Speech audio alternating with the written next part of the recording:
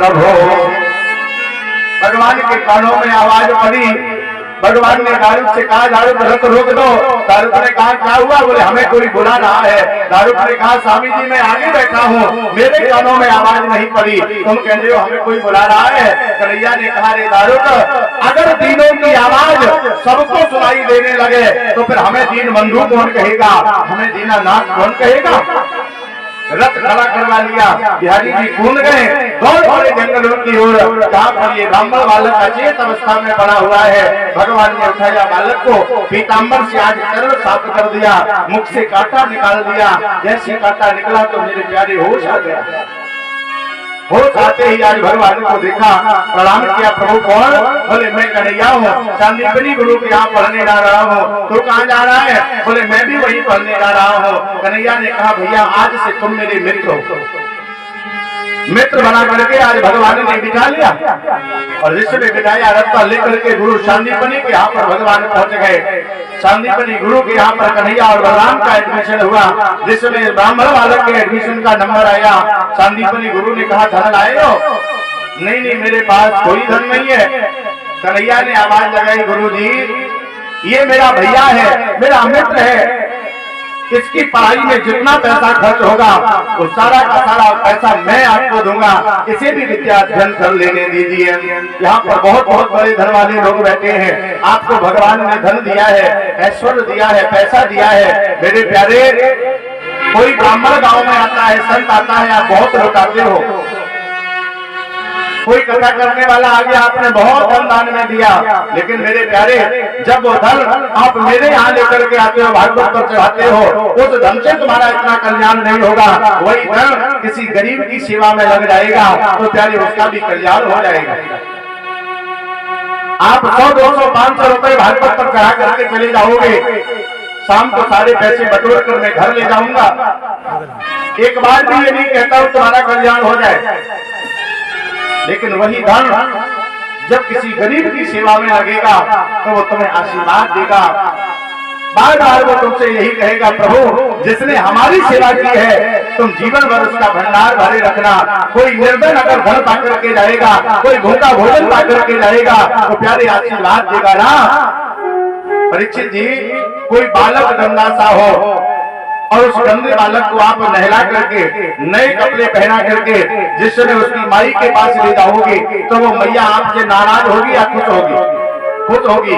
उसी प्रकार संसार में रहने वाला प्रत्येक जीव ये भगवान का बालक है। जब आप उसकी सेवा करेंगे तो भगवान को भी वो अच्छा लगेगा।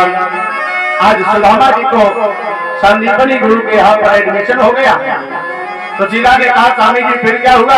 बोले एक दिन तो विद्या पूरी हो गई और जिसमें वो विद्या पूरी हुई, विद्या के पूरे होते ही वो कन्हैया बलराम अपने घर जाने लगे। लेकिन देवी जिस समय भगवान जाने लगे उस ब्राह्मण बालक ने पांव पकड़ लिए, स्वामी जी तुम तो जा रहे हो लेकिन तुम्हारे जाने के बाद में मेरा क्या होगा? भगवान ने जिस समय सुना आवाज लगाई, बोले भैया जिस दिन तुम इस संसार की माया से मोहित हुए अपने आप को संभाल ना पाओ उस दिन तो मेरे नगर में चले आना, बस उसी दिन मैं तुम्हारा सारा योग क्षेम बहन कर डालूंगा।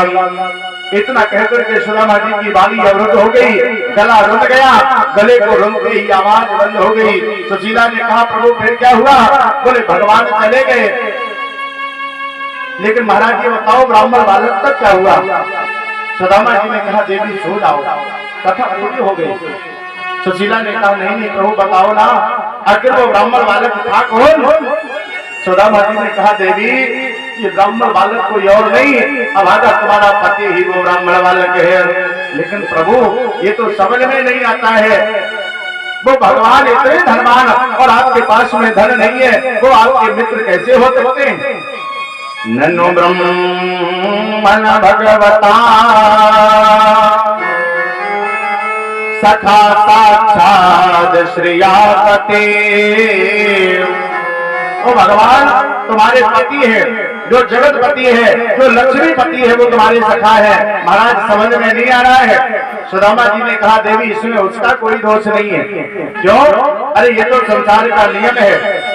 कभी कभी एक मैया के उदर से जन्म लेने के बाद दो बालक जन्म लेते हैं, गरीब हो जाता है, एक अमीर हो जाता है। कभी कभी माँ एक बालक और एक बेटी को जन्म देती है, कभी कभी बेटी अमीर हो जाती है और बेटा गरीब हो जाता है। लेकिन मेरे प्यारे, जब वो गरीब भाई अमीर बहन के घर में पहुंचता है, फटी बनियान पहन करके दरवाजे पर दस्तखत देता है, उस समय बहन मोहल्ले भर के सामने कह देती है, मोहल्ले वालों ने पूछ दिया तेरे घर में कौन आया है, तो वो मोहल्ले भर से कह देती है मेरा पड़ोस का भैया है, मेरे अपने तो है ही नहीं।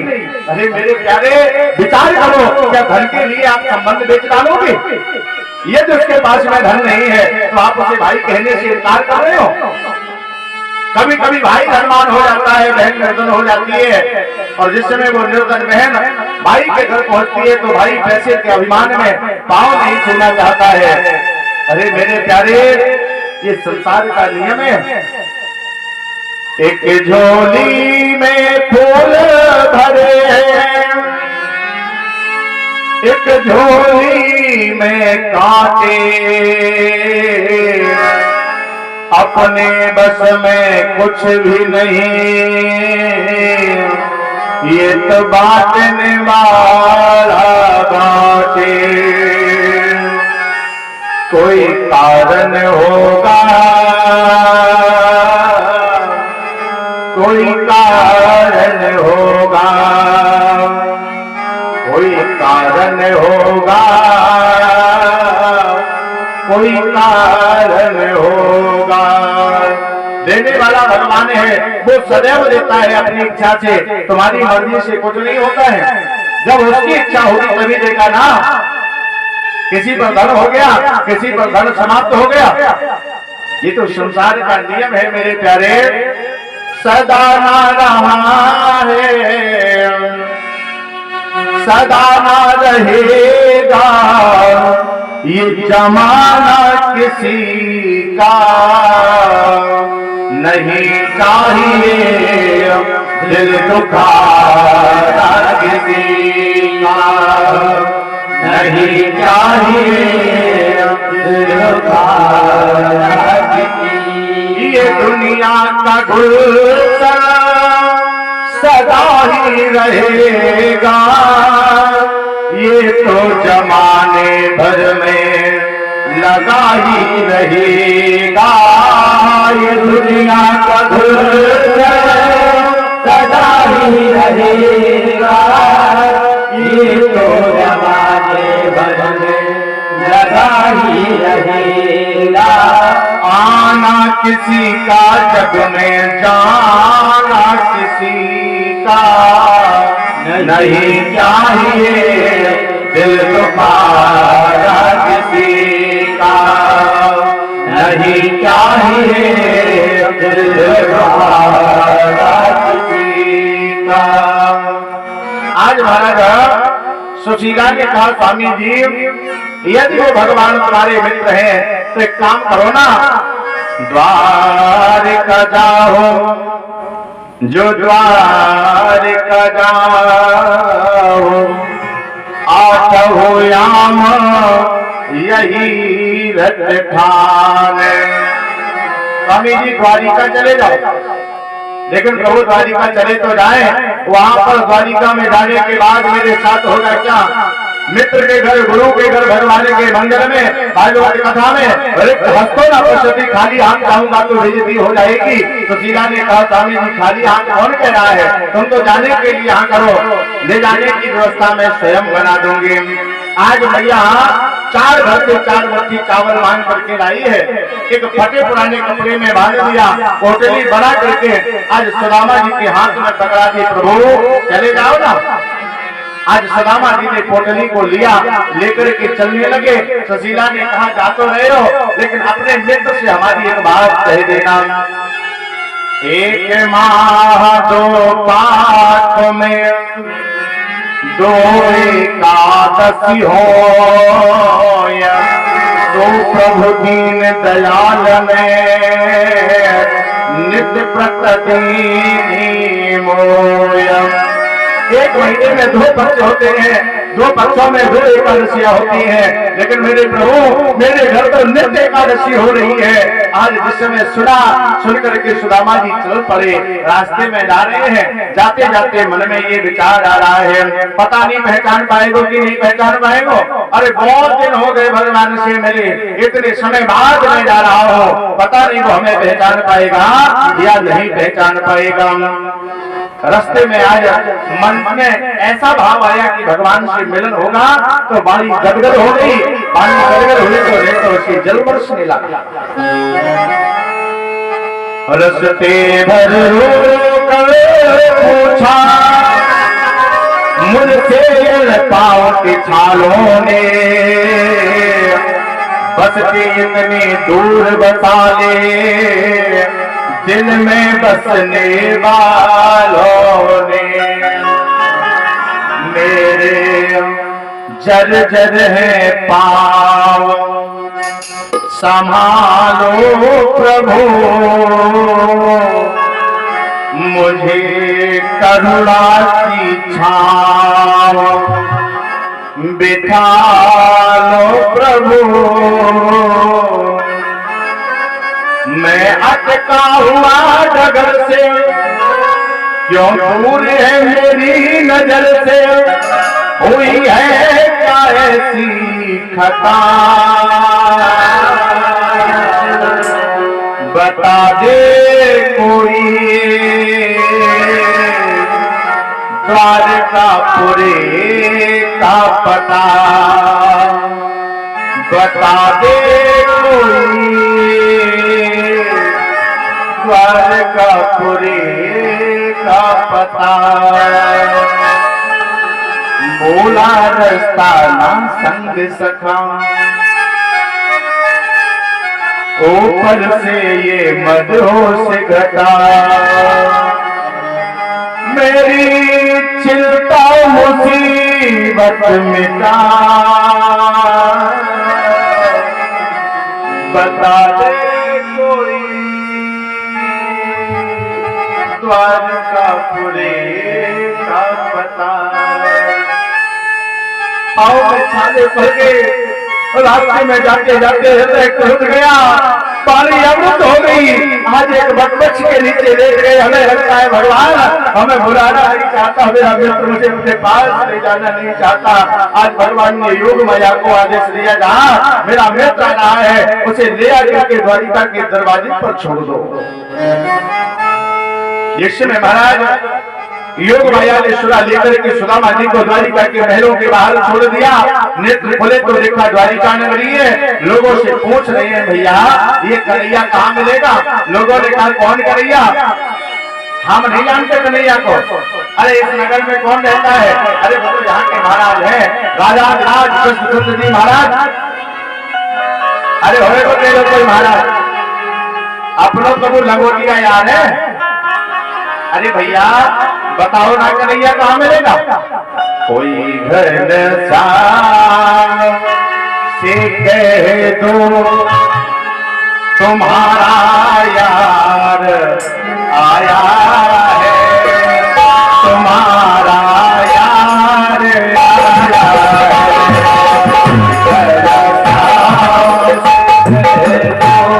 तुम्हारा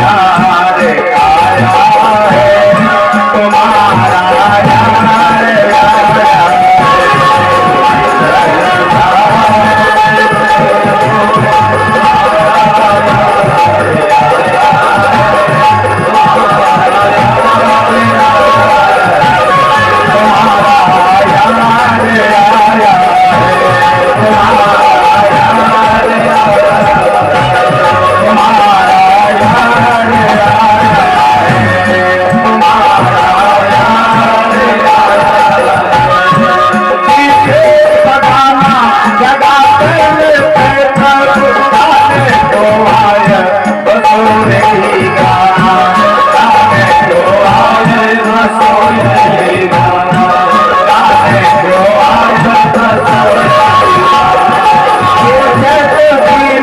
दयाल को बतावत आपनो नाम सुधा बतावत आपनो नाम सुधा बतावत आपनो नाम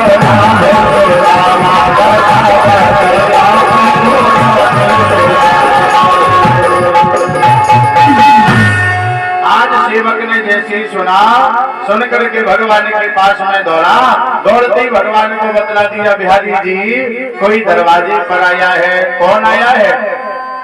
शीस पगाना जगा तन पे प्रभु जाने को आए बसो ही ग्राम धोती फटी सिर लटी दुपटी अरुपाए उपायन की नहीं सामा पूछत दीना दयाल को धाम बतावत आपनो नाम सुधा। मेरे प्यारे जैसे सुनामा नाम सुना छोड़ दिया भगवान ने सिखाते मेरा मित्र आया है, मेरा मित्र आया है। सुनते ही दौड़े चले आए मोहन लगाया गले से सुदामा को लगाया गले सुदामा को लगाया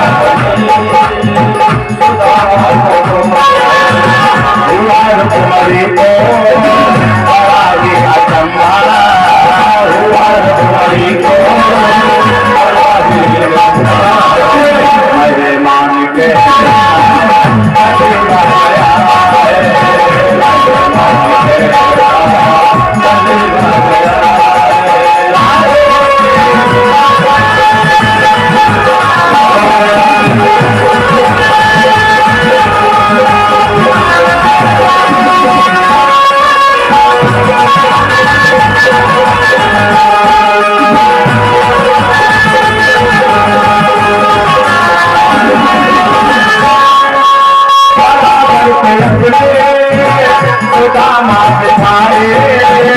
अगर आप सामने बुलाए अगर आप सामने बुलाया अगर आप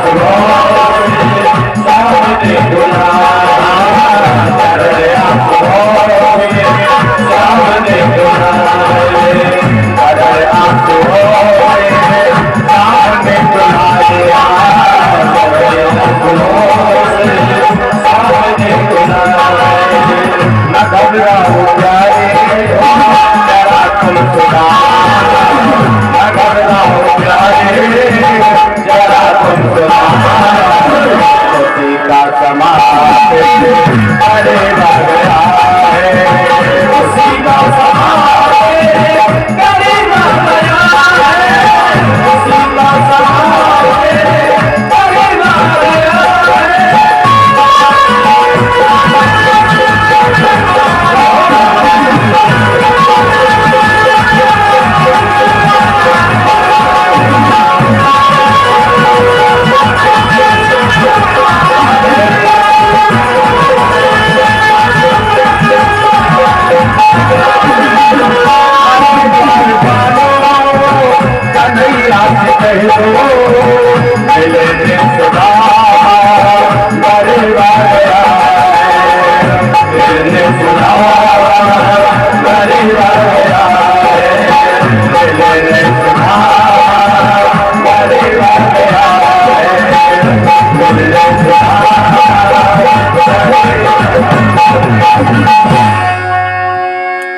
द्वारिका के नाथ हाथ जोड़ता गहे पायम बैठे भयंकर लपटाए दुख साने को नैन दो जल भरे पूछत कुशल हरि बोले विप्र विप्रदा में मोहे पहचाने को।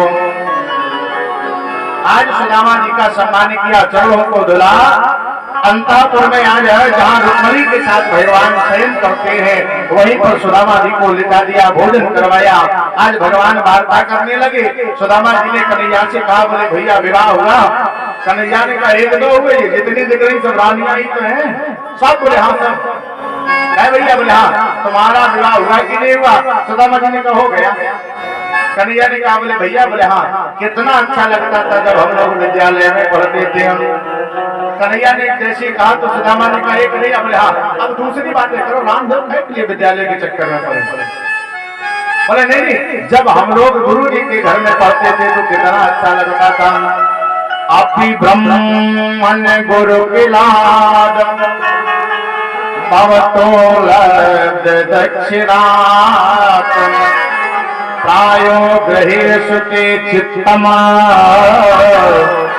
कामं विहताम तथा। अच्छा, लोग कहते हैं सुदामा जी ने कन्हैया के हिस्से के चने चबा लिए इसलिए दरिद्र होना पड़ा। फौजी भैया सही बात है, लेकिन हमने तो कुछ और ही पढ़ा है। देवी भागवत की कथा है, एक बार एक ब्राह्मणी थी, वो भिक्षा यजन करके एक पेट पालन करती थी। एक दिन वो भिक्षा करने के लिए निकली, सुबह से शाम तक कुछ नहीं मिला। शाम को एक घर में चने मिल गए तो इसने विचार किया झोपड़ी में रख दिए, अब सुबह इसका भोजन हो जाएगा तो सारे दिन का काम चल जाएगा। सुबह खाने के चक्कर में इसने झोपड़ी में चनों को रख दिया। रात्रि के समय कुछ चोर झोपड़ी में प्रवेश कर गए। चोरों को लगा ये धन बना पड़ा है, उसने पोटली उठाई, लेकर के भाग खड़े हुए। जब दूर जाकर के पोटली को खोला तो धन नहीं बल्कि चने भरे थे। जहाँ पर खोला वो सांदीपनी गुरु का आश्रम था। उन चनों को लिया, पोटली वही आश्रम पर छोड़ दे। सुबह भैया ने देखा, सांदीपनी की पत्नी ने दर्शन किया। उसने सोचा कि कोई डाल गया होगा बच्चों के लिए, रख देती हूँ, जब बच्चे मांगेंगे तो कुछ खाने को हो जाएगा। उसने चने लिए घर में रख दिए। इधर जिस गुड़िया के आश्रम पर टंगे हुए थे, इसने सुबह देखा भोजन हो जाए, जिसमें थैली ढूंढी तो कहीं मिली नहीं। इसने श्राप दे दिया, जो भी मेरे चनों को खाएगा वो 100 वर्ष के लिए दरिद्र हो जाएगा। यही चने जिस समय मैया ने सुदामा जी को दिए, लकड़ी लेने के लिए भगवान के साथ जा रहे थे। बोले जब भूख लगे तो खा लेना। सुदामा ब्रह्मज्ञानी था, ब्राह्मण था। पोटली जैसे हाथ में आई वो श्राप बोलने लगा, अरे सुदामा मैं श्रापित हूँ, जो खाएगा 100 वर्ष के लिए दरिद्र हो जाएगा। सुदामा जी ने सोचा अगर मेरा मित्र कन्हैया इन जनों को खाएगा तो उसे भी 100 वर्ष के लिए दरिद्र होना पड़ेगा। इसलिए भगवान को बचाने के लिए सुदामा जी ने अकेले चने खा लिए। और जब अकेले चने खाए तो भगवान ने वरदान दिया, तुमने मेरे लिए 100 वर्ष के लिए दरिद्रता ग्रहण की है। अरे भैया सुदामा, जब दरिद्रता से परेशान हो जाना तो तुम मेरे घर चले आना, उस दिन हम सारी दरिद्रता समाप्त कर देंगे। भगवान ने सुदामा पर अगर कृपा की तो कोई एहसान नहीं किया, बल्कि स्वयं सुदामा ने भगवान के ऊपर एक एहसान कर दिया। तद विदित्वा उदतिरभूया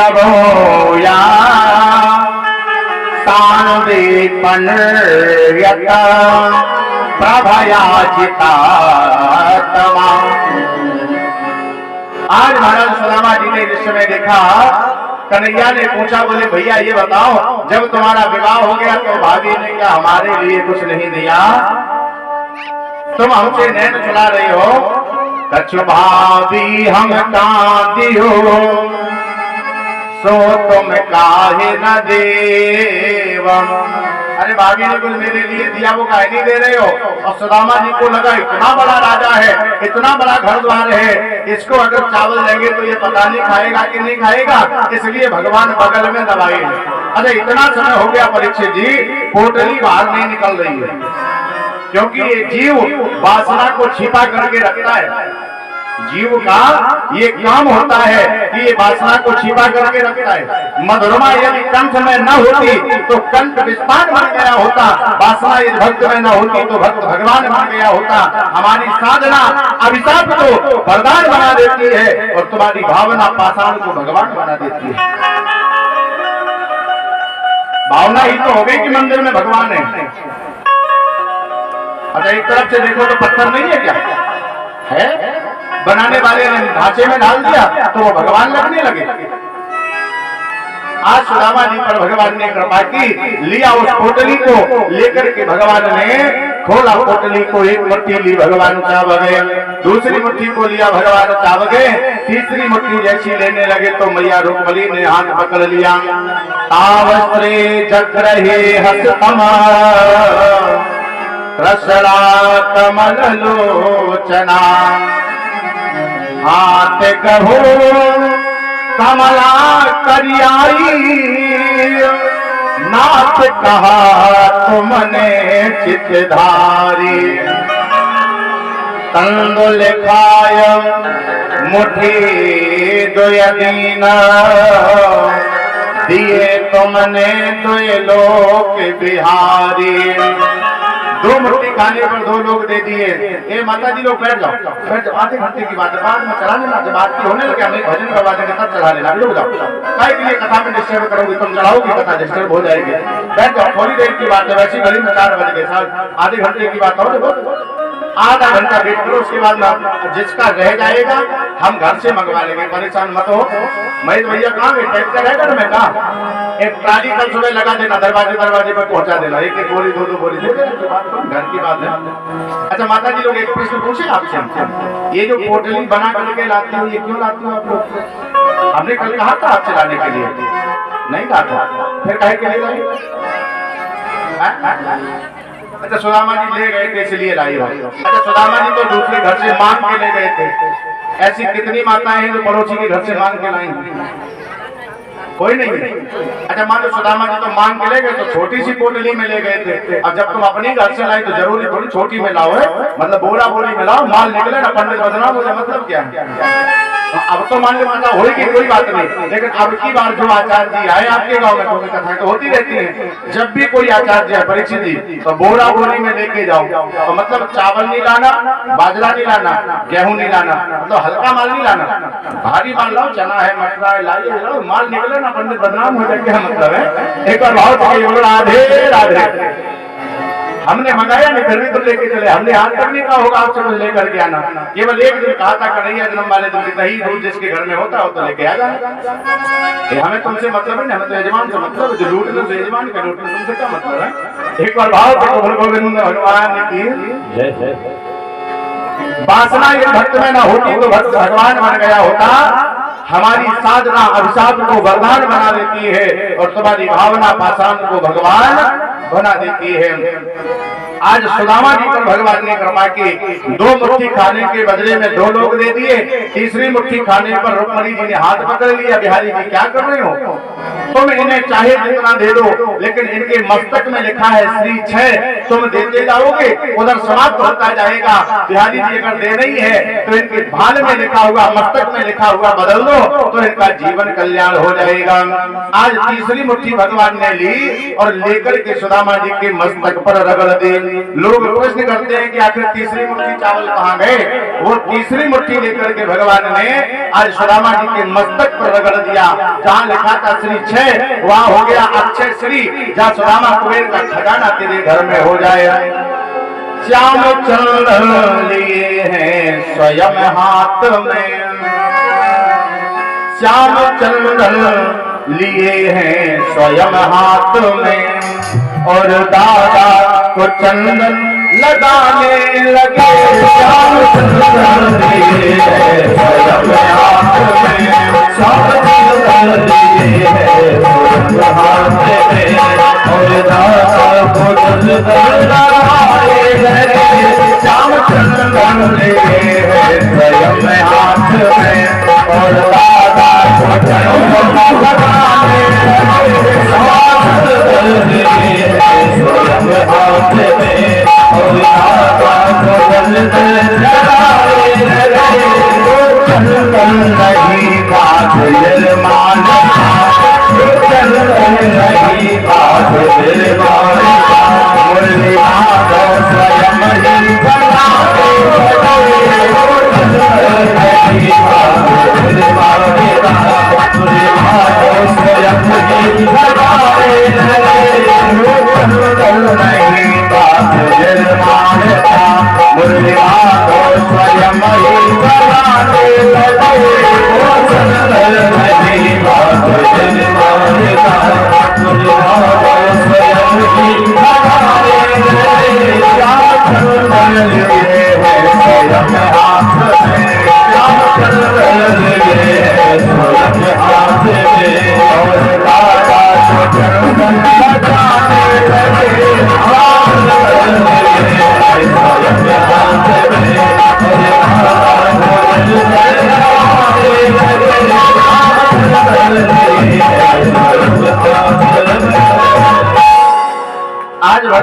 भक्त सुदामा पर कृपा की। समय बीता, सुखदेव भगवान दर्शन करा रहे हैं। एक अनाहत यज्ञ किया गया, भगवान ने उस यज्ञ को पूर्ण किया। एक भस्मासुर नाम का दैत्य है, इसने भगवान शंकर की आराधना की। भगवान शंकर से वरदान मांगा, प्रभु मैं जिसके सर पर हाथ रख